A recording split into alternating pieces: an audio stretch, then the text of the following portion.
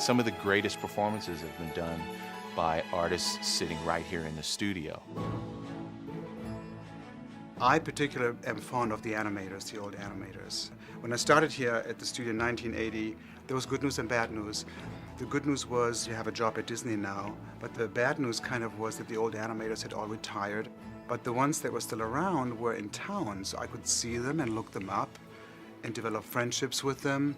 So that was invaluable to me over the years, to meet and hang out with Frank Thomas, Ollie Johnston, Milt Kahl, Mark Davis, all of those greats, and really ask them 1,000 questions and just basically ask them, how did you do these great films? You know, how did you come to such a level? I would watch the Disney programs on television, and I was just hooked. At the earliest age I could, I started making flip books, and I just knew I wanted to be an animator. Well, for me, starting at Disney was a dream come true. Working under Eric Larson at the time, who was working with the new trainees, it was everything that I expected and then some.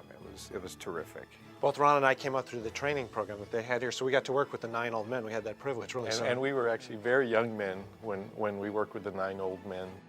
We really worked like a master apprentice thing, where they literally would put a sheet of paper over your drawing and draw over it and show you a better way to get performances and to get personalities to come alive. That was the big thing, sincerity.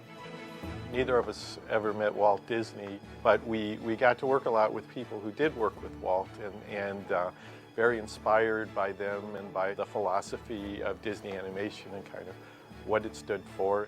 Disney was always, you know, the Rolls Royce. They were always up here as far as the gold standard.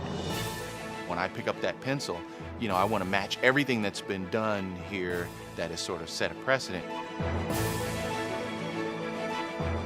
To be the best I could be and continue that legacy.